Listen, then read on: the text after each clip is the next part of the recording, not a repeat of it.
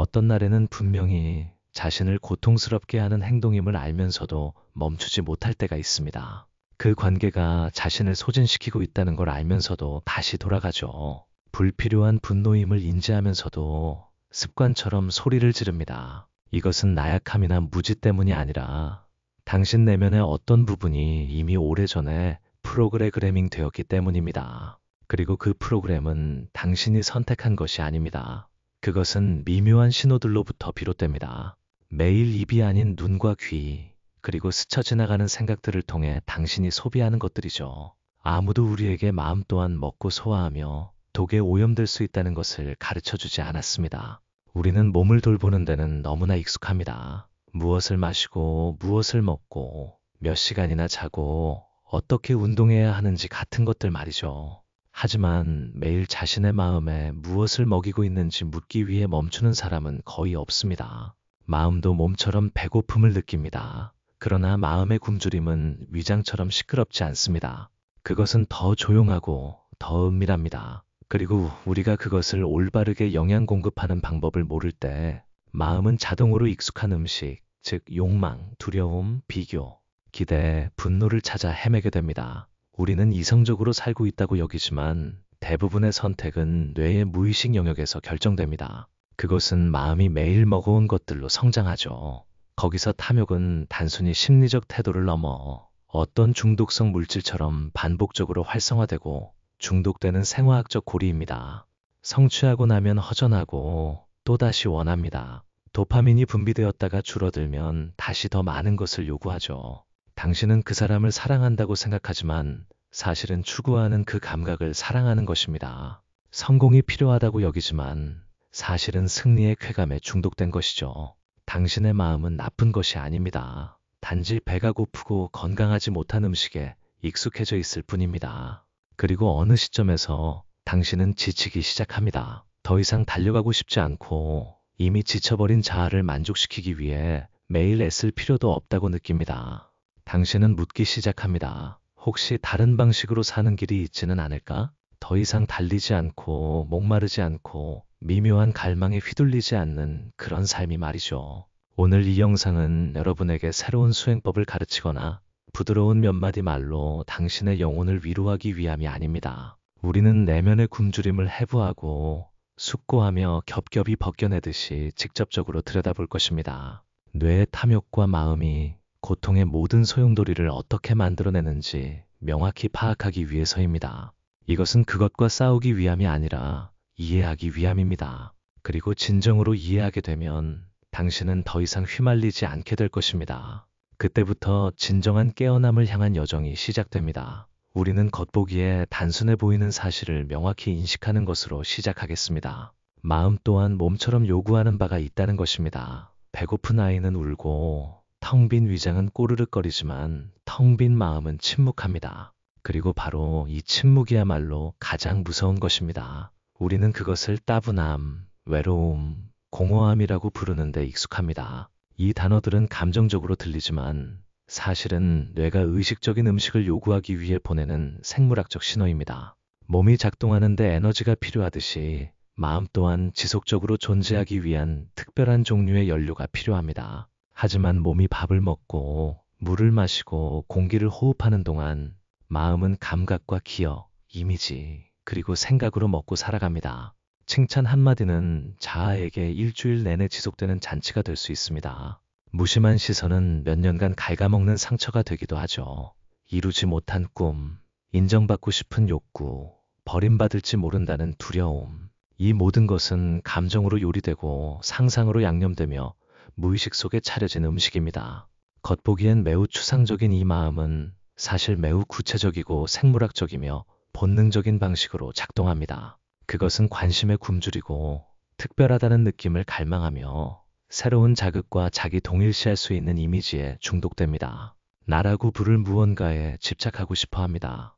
왜냐하면 집착할 것이 없으면 마음은 공황 상태에 빠지기 때문입니다. 정보가 필요해서가 아니라 마음이 텅 비어 있지 않도록 무언가가 필요해서 무의미하게 휴대폰을 스크롤했던 적이 있나요? 하루 종일 아무도 메시지를 보내지 않을 때 불안함을 느꼈던 적이 있나요?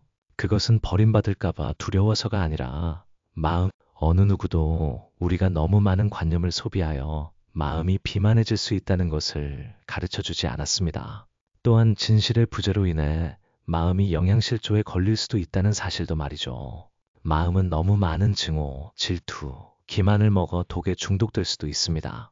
그리고 명확한 의식으로 선별하지 않으면 뇌는 자동으로 생존 본능과 관련된 음식, 즉 자극과 폭력, 쾌락, 승리, 두려움, 욕망을 우선시하게 됩니다. 이것은 당신의 잘못이 아닙니다. 그것은 인류의 고대 생존 메커니즘입니다. 우리의 뇌는 본질적으로 행복을 위해 설계된 것이 아니라 생존을 위해 설계되었습니다. 그리고 그 생존의 여정에서 우리가 원하는 것을 얻을 수 있다고 느끼게 하는 어떤 신호든 보상이 됩니다. 그것이 명예든 성욕이든 돈이든 아니면 존경심이든 말입니다. 우리가 배고플 때 급하게 많이 허겁지겁 먹는 것과 같습니다. 마음도 마찬가지입니다. 마음이 굶주리면 맛있어 보이는 어떤 관념이든 붙잡으려 할 것입니다. 자신이 곧 성공할 것이라는 믿음, 그 사람이 내 것이라는 환상, 조금만 더 노력하면 만족스러워질 것이라는 희망. 그렇게 마음은 비대해지고 무거워지고 지치고 불안정해집니다. 마치 너무 많은 단 음식을 강요받은 아이처럼 마음 또한 신경질적이고 약해지며 쉽게 상처받는 상태가 됩니다. 그러므로 가장 먼저 해야 할 일은 새로운 방법을 찾는 것이 아니라 매일 마음의 식단을 되돌아보는 것입니다. 나는 내 마음에 무엇을 먹이고 있는가? 내가 읽고, 보고, 생각하고, 느끼는 것들이 진정으로 나를 키워주는가? 아니면 단지 거짓된 허기를 채워 더 빨리 공허하게 만드는가? 이 질문이 진심으로 울려 퍼질 때 우리는 더 깊은 진실을 들여다볼 준비가 된 것입니다. 탐욕은 감정이 아니라 뇌에 기본적으로 설정된 생물학적 연쇄 반응입니다. 경전에서 붓다는 탄화를 모든 고통을 낳는 뿌리라고 언급했습니다. 겉보기엔 단순한 가래에 라는 한 단어는 갈망, 욕망, 집착을 의미합니다. 그러나 그 하나의 원함 뒤에는 신경, 호르몬, 뇌 속 화학물질의 복잡한 작용이 얽혀 있다는 사실을 아는 사람은 거의 없습니다. 당신은 단지 원하고 있는 것이 아닙니다. 당신의 뇌가 당신을 원하도록 프로그래밍하고 있는 것입니다. 일상적인 순간을 상상해 보세요. 새 물건, 새 휴대폰, 새 신발, 아름다운 카페를 발견합니다. 아직 구매하지 않았고 만져보지도 않았으며 그저 생각만 했을 뿐입니다. 바로 그 순간 당신의 뇌는 도파민이라는 물질을 분비하기 시작합니다. 도파민은 많은 사람이 오해하듯이 행복 호르몬이 아닙니다. 그것은 당신이 성취했을 때 오는 것이 아니라 당신이 성취할 것이라고 믿을 때 폭발적으로 분비됩니다. 도파민이 넘쳐 흐를 때 당신은 흥분하고 집중하며 설레고 마치 더 생생하게 살아있는 듯한 느낌을 받습니다. 그리고 바로 그 살아있는 듯한 느낌이 당신을 중독시키는 것입니다. 그 물건이나 그 사람, 그 성취가 아니라 앞으로 나아가고 무언가를 얻는 그 감각에 중독되는 거죠. 이것이 바로 여행 계획을 세울 때는 엄청나게 흥분하다가 막상 도착하면 금방 실증을 내는 이유를 설명해 줍니다. 도파민이 줄어들면 당신의 뇌는 이미 목표를 달성했고 보상 시스템은 더 이상 작동하지 않기 때문입니다. 당신은 다시 새로운 것, 더 신선한 것을 찾아 헤맵니다. 또 다른 처음을 더 자극적이고 더 깊고 더 강렬한 것을 말이죠. 당신은 알아차리지 못할 수 있습니다. 하지만 당신의 뇌는 마치 마약 중독자처럼 도파민에 중독되어 있습니다. 생물학적 관점에서 탐욕은 자극과 허무감의 반복적인 순환입니다. 상상하고 자극받고 성취하고 텅 비어버리면 또다시 원하게 되죠. 불교에서는 이 사실을 2500여 년 전부터 통찰했습니다. 다만 그 시대의 언어는 도파민이나 변연계 같은 용어를 사용하지 않았을 뿐입니다. 붓다는 그것을 갈망가래, 윤회의 고리, 그리고 접촉촉, 느낌수 가래에 취착취, 존재유로 시작하는 연기의 사슬이라 불렀습니다. 그리고 오늘날 신경과학은 MRI 영상 촬영, 보상 메커니즘에 대한 연구, 그리고 소비 행동, 성욕, 도박, 소셜미디어, 패스트푸드에 대한 통계 자료를 통해 뇌지도 위에서 그 진실을 단순히 재확인하고 있을 뿐입니다. 이 모든 것은 하나의 공통분모, 즉 도파민을 자극하고 그 감각을 가능한 한 오래 유지하려는 원리에 따라 작동합니다. 그러므로 당신이 시련을 겪을 도덕이나 의지로 욕망을 억제하는 대신 붓다는 욕망의 실제 본질을 드러내고 우리에게 그것을 보도록 초대했습니다. 그는 금욕을 가르치지 않았고 강압적으로 욕망을 억누르라고 하지도 않았습니다. 그는 단지 있는 그대로 명확하게 보라고 가르쳤습니다. 당신이 진정으로 볼 때 그 반복적인 고리는 저절로 멈출 것이기 때문입니다. 마치 깊은 상처를 빛 아래서 보면 아물기 시작하는 것과 같습니다. 약이 필요 없이 그저 집착 없는 통찰의 빛만 있으면 됩니다. 깨어남은 더 이상 원하지 않는 상태가 아닙니다. 깨어남은 지금 도파민 파도가 일어나고 있구나. 저것은 내가 아니야. 나는 저 파도를 탈 필요 없어. 그저 여기에 앉아 숨을 쉴 뿐이야 라고 보는 것입니다. 그리고 당신이 파도에 집착하지 않을 때 파도는 저절로 사라집니다. 바로 그 순간 뇌는 새로운 반응, 즉 도파민의 최고조 없이 존재하는 새로운 방식을 다시 배우기 시작합니다. 자극에 의존하지 않는 지속적인 고요함, 그것은 우리가 새로운 깊이로 나아가고 깨어있는 의식의 존재를 통해 뇌를 재프로그래밍하는 토대입니다.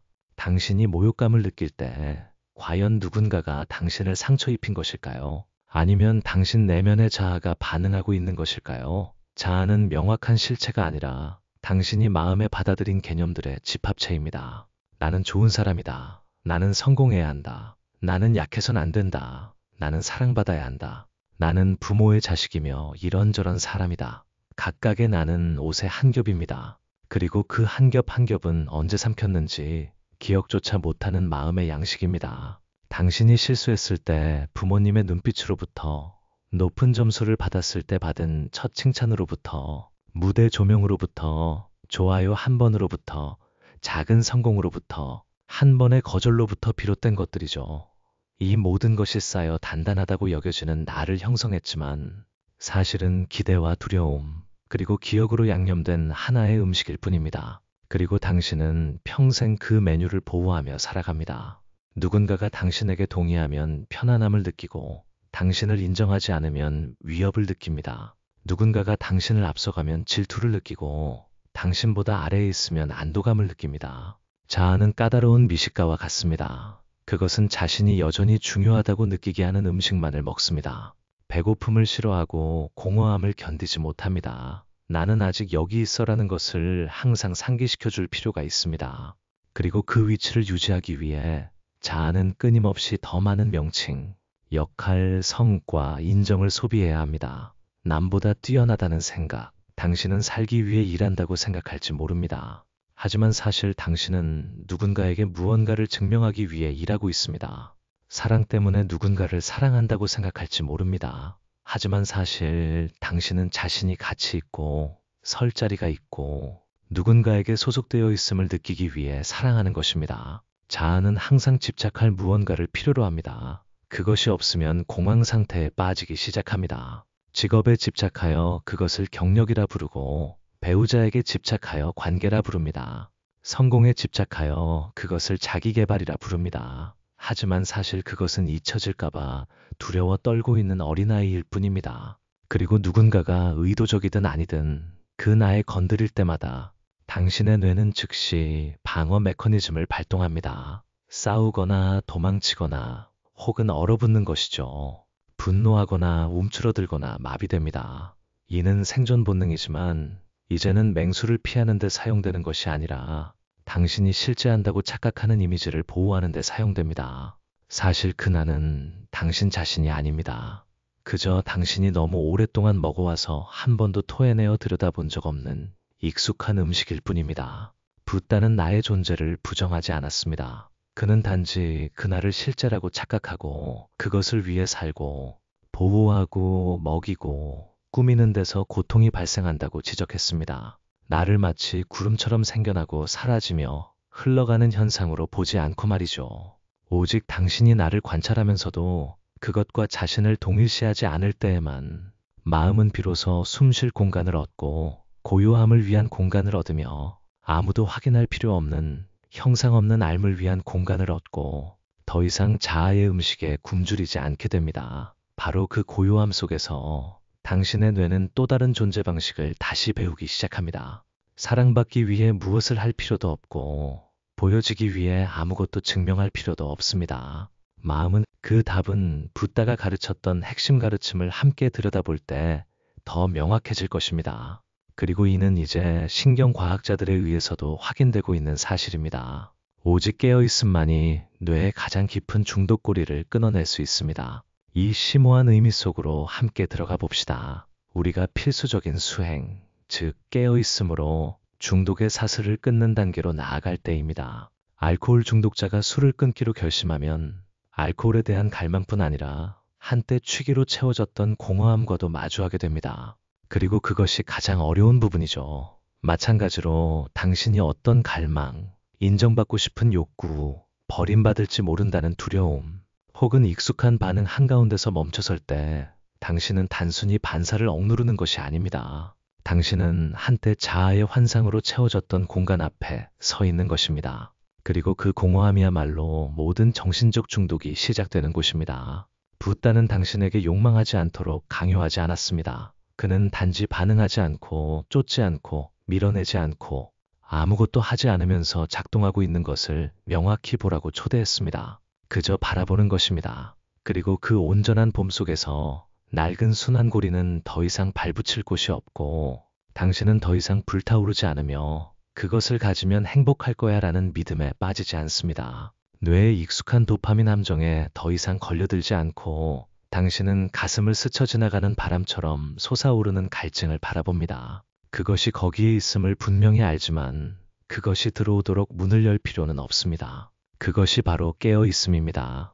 깨어있음은 이상하고 초월적인 상태가 아닙니다. 그것은 매우 단순하고 겸손하지만 매우 근본적인 존재입니다. 마치 당신을 상처 입힌 말에 반박하려 할 때 익숙한 반응을 터뜨리는 대신 멈춰서서 숨을 쉬는 것과 같습니다. 당신은 이것은 분노다. 이것은 저항하고 싶어하는 나의 자아다라고 인식합니다. 당신은 그것을 억압하지도 않고 그것이 당신을 이끌어가도록 내버려 두지도 않습니다. 당신은 그저 바라볼 뿐이며 그 순간 당신은 더 이상 휘둘리는 사람이 아닙니다. 당신은 아는 사람입니다. 그 알매 빛 아래서 당신의 뇌는 재구성되기 시작합니다. 원하고 얻고 허전하고 또다시 원하는 방식으로 활성화되던 낡은 신경 경로들은 약해지기 시작하고 뇌의 새로운 영역, 즉 깨어있는 인지 영역이 강해지기 시작합니다. 이것이 바로 신경과학자들이 신경가소성이라고 부르는 것입니다. 당신이 주의를 기울이는 것에 따라 뇌가 스스로 재창조하는 능력입니다. 당신이 더 명확히 보고 깨어있음을 더 반복할수록 뇌는 더 이상 예전처럼 반응하지 않는 법을 배우게 됩니다. 그리고 점차 마음은 새로운 종류의 필요를 느끼기 시작합니다. 더 이상 극심한 쾌락을 갈망하지 않고 고요함을 필요로 합니다. 사랑받는 것에 중독되지 않고 지금 있는 그대로 충분함을 느낍니다. 정보에 굶주리지 않고 숨결 속에 고요히 머물고 싶어 합니다. 자신이 존재함을 느끼기 위해 무엇인가를 하려고 애쓰지 않고 그저 자연스럽게 현존하고 싶어 합니다. 마치 단 음식에 중독되었던 사람이 어느 순간 그 단맛이 너무 강하고 가짜 같고 지겹게 느껴지기 시작하는 것과 같습니다. 마음도 마찬가지입니다. 무조건적인 현존을 맛본 후에는 더 이상 예전의 음식에 쉽게 유혹되지 않습니다. 마음이 깨어나면 아무도 그것에게 수행을 강요할 필요가 없습니다. 스스로 고통을 보고 스스로 멈춥니다. 도덕 때문도 아니고 붓다의 가르침 때문도 아니고 누구의 충고 때문도 아닙니다. 단지 그것이 보았기 때문입니다. 그리고 그 봄은 모든 강압보다 더 큰 힘을 가집니다. 여기서 우리는 다른 영역으로 들어섭니다. 더 이상 욕망을 포기하는 문제가 아니라 진정으로 자신을 길러주는 것을 기르는 문제입니다. 마음은 쓰레기 같은 것을 먹는 것을 멈출 뿐만 아니라 더 진실하고 더 고요하며 더 깨끗하고 더 깊은 것으로 다시 먹기 시작해야 합니다. 그리고 이것이 다음 단계, 즉 마음의 양식을 열어주는 것입니다. 중독을 끊기 시작한 사람이 단순히 술만 끊고 텅 빈 방에서 계속 살 수는 없습니다. 몸에는 더 이상 알코올이 없지만 마음은 여전히 배고픕니다. 대체할 것이 없으면 중독은 다시 돌아올 것입니다. 아무것도 길러주지 않으면 예전의 것이 되돌아오겠죠. 마찬가지로 깨어있음은 익숙한 욕망을 멈추는 것뿐만 아니라 더 진실하고 더 깊고 더 평화로운 것들로 마음을 기르는 방법을 다시 배우는 것입니다. 마음도 양식을 필요로 하지만 더 많은 생각, 더 많은 가르침, 존경할 새로운 영적 마음이 무의식 속에 살 때는 강렬하고 격렬하며 화려한 것을 갈망합니다. 자극받기를 원하죠. 하지만 마음이 깨어나기 시작하면 갈망의 배고픔에서 현존으로 전환됩니다. 더 이상 무언가를 더 필요로 하지 않고 단지 있는 그대로를 명확히 보는 것이 마음의 양식이 됩니다. 그것은 외부에서 오는 것이 아닙니다. 이 영상에서 오는 것도 아니고 그 누구에게서 오는 것도 아닙니다. 당신이 충분히 고요하다면 바로 지금 일어나고 있는 것으로부터 오는 것입니다. 예를 들어 지금 이 순간 잠시 멈춰서 손바닥을 느끼고 코를 통과하는 숨소리를 듣고 구름처럼 떠다니는 생각을 바라보면서 반응하거나 쫓거나 밀어내지 않는다면 말입니다. 당신은 방금 스스로 맛은 없지만 진실된 음식을 맛본 것입니다. 특별해서 진실된 것이 아니라 관념으로 채색되지 않았기 때문에 진실합니다. 그것은 말에서 오는 것도 아니고 고조된 감정에서 오는 것도 아닙니다. 그것은 아무것도 더하지 않은 단순한 고요함입니다. 깨어난 마음은 이제 쓰레기 같은 것을 먹는 것을 멈추고 더 건강한 것들을 갈망하기 시작할 것입니다. 그것은 현존을 필요로 하고 명확함을 필요로 하며 자신에게 정직함을 필요로 하고 너무 많은 껍데기를 두르지 않은 소박한 삶을 필요로 합니다. 깨어난 마음은 더 이상 영감에 흥미를 느끼지 않습니다. 아주 작고 아주 가볍지만 아주 진실된 것으로 살아갈 수 있기 때문에 삶의 동기가 필요하지 않습니다. 창문에 비치는 새벽빛처럼 진실하고 한밤중의 모기 소리처럼 진실합니다. 오래 앉아 있을 때 어깨에 느껴지는 통증처럼 진실하고 마음속에 솟아오르는 불쾌감을 더 이상 피하지 않는 것처럼 진실합니다. 그런 것들이 명확하게 보인다면 그것이야말로 살아있는 법입니다. 어떤 형식도 강요도 명상이나 알아차림과 같은 이름도 필요 없습니다. 그것은 그저 삶으로 돌아가는 것이며 그 삶에 대해 아무것도 할 필요가 없는 것입니다. 깨어난 마음의 양식은 사실 무엇인가를 먹는 것이 아니라 더 이상 먹지 않는 것입니다. 낡은 관념을 되씹지 않고 과거를 더 이상 소화하지 않으며 미래에 대한 갈망을 더 채우지 않고 그저 숨쉬고 보고 고요한 나무처럼 사는 것입니다. 그리고 그 고요함으로부터 생각이나 분석을 통하지 않고 구름 없는 하늘처럼 고요하고 텅 비어 있고 밝은 알을 통해 한 종류의 지혜가 생겨나기 시작합니다. 마음이 진실로 길러지면 더 이상 가짜 음식에 쉽게 휘말리지 않을 것입니다. 무엇이 자신을 고갈시키고 무엇이 자신을 회복시키는지를 아주 빠르게 알아차립니다. 그리고 그것은 깨어있음이 더 이상 도달해야 할 상태가 아니라 마치 처음부터 항상 그곳에 있었던 것처럼 지극히 자연스러운 삶의 방식이 되는 문턱입니다. 여기서부터 깨달음, 깨어있음, 수행에 대한 전체적인 시각이 바뀔 수 있습니다. 더 이상 먼 목표나 노력해야 할 이상이 아니라 당신이 더 이상 무언가를 채워넣는데 바쁘지 않다면 바로 지금 여기에 현존하는 아주 가깝고 아주 진실된 것이 됩니다. 그렇게 되면 마지막 질문이 자연스럽게 떠오를 것입니다. 환상을 더 이상 먹지 않고 뇌의 지배를 받지 않는다면 모든 불필요한 것이 떨어져 나갔을 때 진정한 나는 누구인가? 우리는 보통 깨어남을 기적적인 사건, 번뜩이는 순간, 한 번의 깨달음 또는 외부에서 오는 어떤 신비로운 접촉이라고 생각합니다. 그러나 아닙니다. 진정한 깨어남이 있다면 그것은 결코 새로운 것에서 오지 않습니다. 그것은 당신이 멈춰서서 모든 낡은 것들을 보고 더 이상 예전처럼 계속하고 싶지 않을 때 찾아옵니다. 깨어남은 당신이 무언가를 더 이해한 후에 오는 것이 아니라 당신이 더 이상 어떤 것에도 집착하지 않게 된 후에 옵니다. 감각에 집착하지 않고 생각에 집착하지 않습니다. 이상에 집착하지 않고 심지어 깨어나고 싶다는 욕망에도 집착하지 않습니다. 깨어남은 당신이 충분히 배웠기 때문에 오는 것이 아니라 당신이 충분히 놓았기 때문에 옵니다. 당신은 한때 자신이라고 생각했던 것들을 놓아주고 이해받아야 한다는 욕구를 놓아주며 반응해야 하는 습관을 놓아주고 반복되는 자동적인 생각의 사슬들을 놓아줍니다. 그리고 그로부터 당신은 진정으로 자신을 기르는 것들을 갈망하기 시작합니다. 마음은 더 이상 도파민으로 살지 않습니다. 자아를 달래는 것으로도 살지 않습니다. 마음은 단순함으로, 투명함으로, 명확한 알므로 이름 없는 현존으로 살기 시작합니다. 그리고 바로 그 순간 당신은 더 이상 어떤 영적인 길도 찾을 필요가 없습니다. 모든 길이 자신으로 돌아가는 것에서 탐욕은 더 이상 억제가 필요 없습니다. 목말라 하던 자가 더 이상 목마름을 원하지 않기 때문입니다. 그리고 그것은 비범한 노력에서 오는 것이 아닙니다. 그것은 완전히 익어버린 피로, 더 이상 가장할 수 없는 상태, 역할 없이 살아보는 첫 경험에서 오는 것입니다. 마음은 수행법으로도 신념으로도 다시 길러지는 것이 아니라 매 순간의 삶 속에 드러나는 형상 없는 진실로 길러집니다. 깨어난 마음의 양식은 낯선 것이 아닙니다. 그것은 명확히 인식되는 숨결이고 쫓아내지 않는 고통이며 딱지 붙이지 않는 지루함이고 말 없는 시선으로 만져지는 두려움입니다. 그리고 그런 매 순간이 고요한 한 숟갈의 죽이 되어 너무 오랫동안 독에 중독되었던 마음을 다시 길러줍니다. 말의 감동으로가 아니라 머릿속 시끄러운 모든 소음의 부재로 말이죠. 더 이상 누구도 가르칠 필요 없고 누구도 확인할 필요 없으며 더 이상 어디로도 달려갈 필요가 없습니다. 깨어있음은 우리가 멈췄을 때 아무것도 부족하다는 느낌 없이 시작됩니다.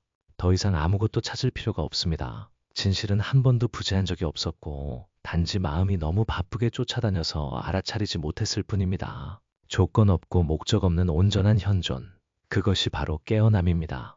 그리고 만약 여기까지 읽는 동안 당신 안에 어떤 부분이 갑자기 숨을 천천히 쉬고 평온함을 느끼고 텅 비어 있으면서도 충만함을 느꼈다면 그것은 당신의 마음이 방금 진실된 양식을 먹었다는 신호입니다. 그것을 무엇이라고 부를 필요도 없고 묘사하거나 붙잡아둘 필요도 없습니다. 그저 한 번 더 숨을 쉬고 아무 이유 없이 계속 살아가세요. 그것만으로도 충분합니다.